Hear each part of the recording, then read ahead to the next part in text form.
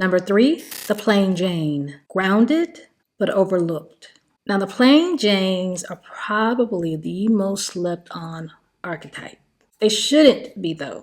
So let me just give you the essence of a plain Jane. So, plain Jane, simplicity, modesty, comfort in invisibility. They don't have to be seen in that way.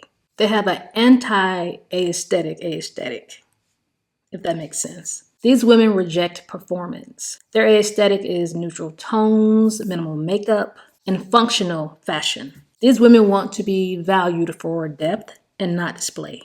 Hence the name Plain Jane. They're very calm, very practical, like I said, very grounded. This woman does not chase attention, and that's probably why she holds attention the longest out of any type. Now let's get into the psychology of the Plain Jane. So, Plain Jane often lives in between two extremes. Too subtle for spectacle, too sincere for performance. She seeks meaning over validation. But in a world so loud, sometimes her silence is often mistaken for insignificance. This type has a silent strength. The Plain Jane may seem overlooked, but they do often hold a quiet influence. Like, because they are so plain and they're so comfortable being plain, they don't really need all the attention that this world sometimes makes us think we do. A lot of women secretly look up to them or look to them for how they move. And a lot of women secretly admire them because they are the opposite of a plain Jane. See, plain doesn't mean necessarily bad. Plain means with these women that it's okay to be seen as who you are. A plain Jane doesn't need to feel extra to be a part. They can stand confident just by themselves. These women are not seeking attention. They're not setting thirst traps. Instead, they put their attention where they feel is best served, and they give their attention to who they feel is most deserve it. You see how they are very intentional and very specific about what they put their time into? That's very powerful. These women are not worried about what they're going to wear to an event. They're not worried about, okay, I'm about to go to the store. Like, what should I put on? They're going to put on what's most comfortable and what's best for them to wear that they feel they look good in.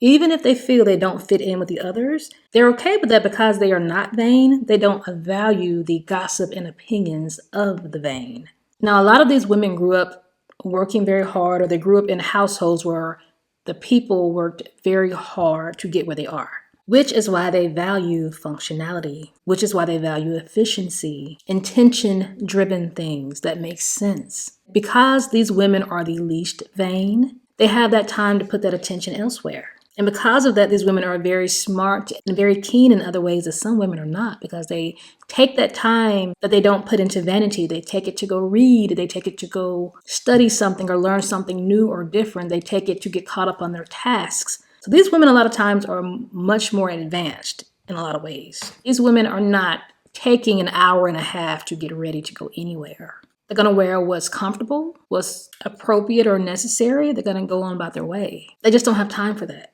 And it's just not them.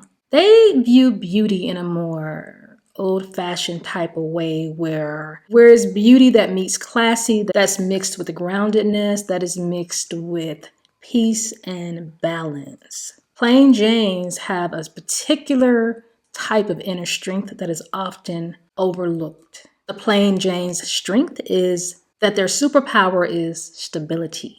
These are very stable women. Very well balanced. She is a woman who endures. She's thoughtful, she's introspective, and she does not look to others for validation. She is comfortable in her own skin, literally.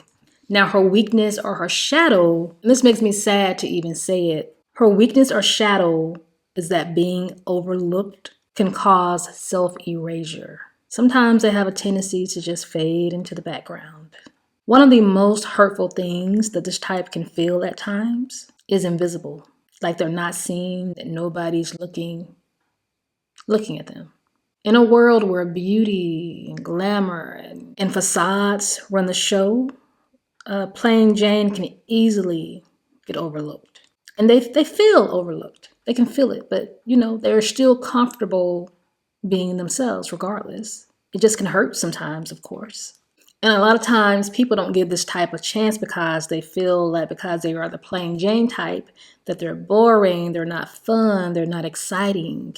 but it's actually the opposite. They just put their value in different places. These types can actually expand your mind to a whole nother level if you give them a try, because they are severely underestimated. And because of this, the plain Jane sometimes forgets that she deserves to be seen too.